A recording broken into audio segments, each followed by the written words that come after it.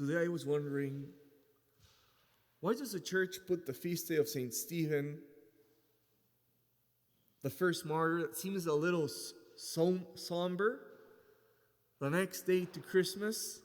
Isn't there a huge contrast between the tenderness of God that's being born and then a man who was stoned for his faith?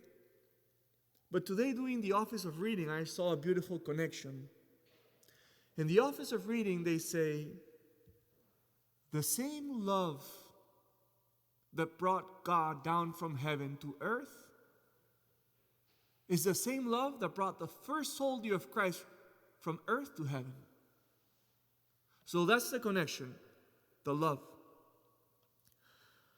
When we look at the process of Stephen, the way that he was prosecuted and the way that he was killed, the way that he died, something stands out immediately. The resemblance with the process of Christ himself. Like everything seems to be copied from the process of Christ. The way that he was prosecuted, the false accusations, the vision that he had, their reaction to the vision, the way that he was taken away from the city, the way that Stephen prays for the ones that are killing him, the way that Stephen prays, giving over his spirit, like everything talks about the passion of our Lord.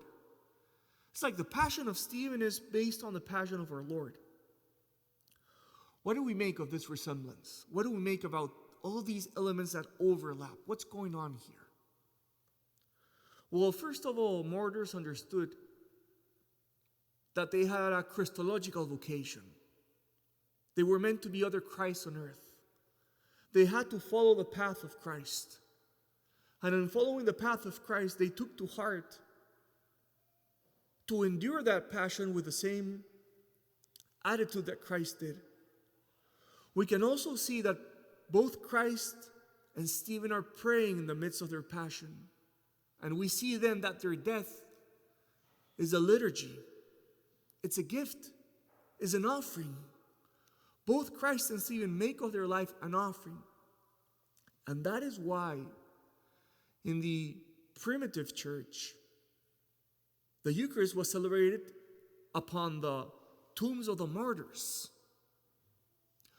Because Christians understood that the death of the martyrs was a liturgy in itself.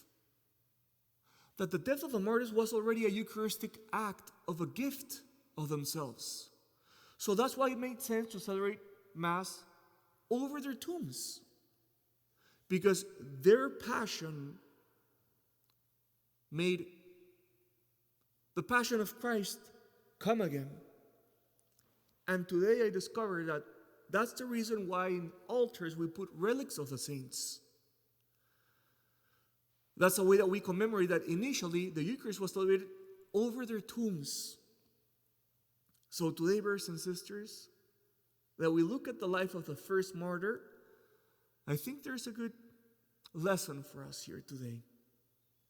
In the same way that he understood that his martyrdom was a Christological vocation, renewing and reenacting the path of Christ, we could ask ourselves, in our condition as baptized, as Christians, as disciples of our Lord, how is it that the Lord is calling you to reenact the footsteps of his passion? Because we can't run away from that calling as Christians. We're also called to endure in our own way and in our own flesh his own passion. So where is he calling you to reenact his passion? And if he's calling you, are you making of this calling a gift, an offering, a holocaust of yourself? So today, brothers and sisters, let us ask the intercession of St. Stephen that he would help us to embrace that calling, to follow in the footsteps of our Lord, the footsteps that lead to the cross, but to make of this journey a willing and loving offering.